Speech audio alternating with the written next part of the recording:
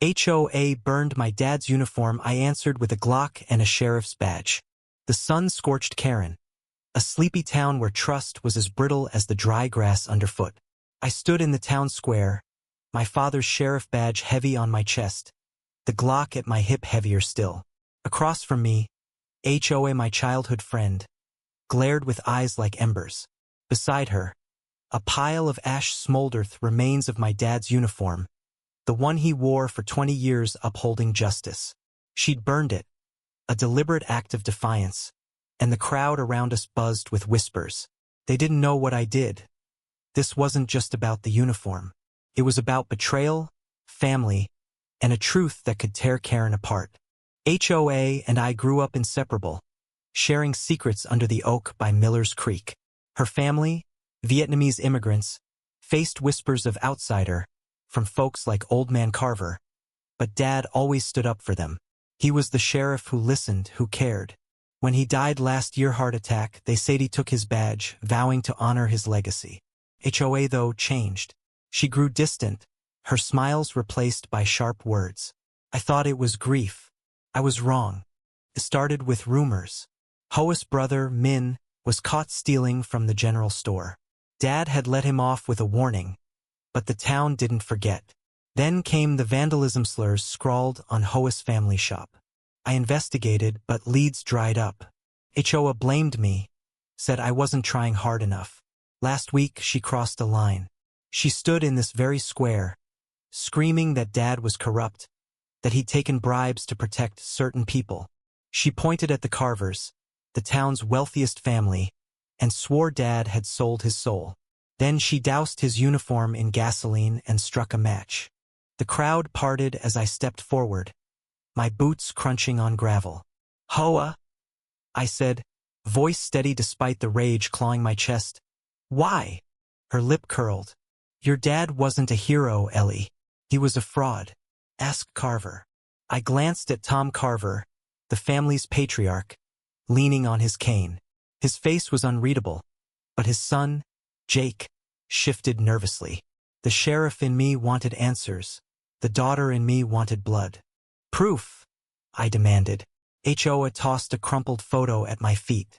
It showed Dad shaking hands with Tom Carver, a stack of cash on the table between them. My stomach twisted. Found it in Min's things, she spat. Your dad took money to bury Min's arrest record. That's why the town turned on us.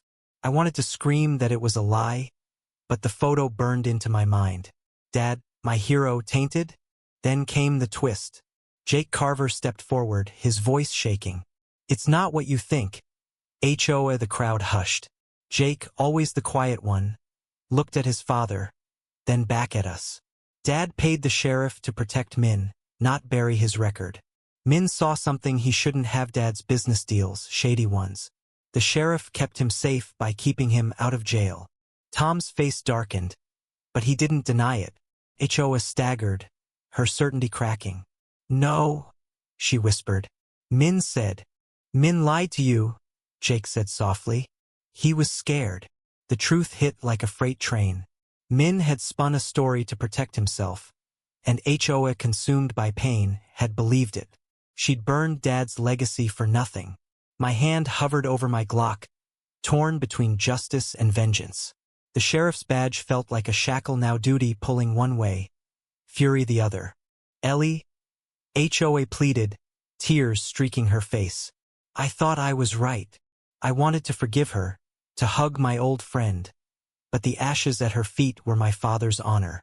I drew my Glock not to shoot, but to make her feel the weight of her choice. The crowd gasped. You didn't just burn cloth, I said, voice breaking. You burned us. I holstered the gun, turned to the sheriff's deputy, and nodded. Take her in. HOA didn't resist as they cuffed her. The crowd dispersed, some muttering about justice, others about forgiveness. I stood alone, staring at the ashes. Jake's confession had cleared Dad's name, but it couldn't erase the doubt HOA had planted. Was Dad protecting Min out of kindness or covering his own tracks? I'd never know.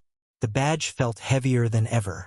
Karen would talk about this for years, the day HOA burned the uniform, the day I answered with steel and law. But the real scar was the truth we'd all ignored. This town, with its secrets and divisions, had failed us both. HOA's anger came from pain. Mine came from love. Neither of us won. As I walked away, the sun dipped low, casting long shadows over the square. I wondered if Dad would have forgiven her. I wondered if I could. The wooden signpost, scrawled with HOA's note, stood like a gravestone. Betrayal burns deep, will justice heal? I didn't have an answer. What do you think, was HOA's act unforgivable? Or was she a victim of the town's hidden truths? Share your thoughts.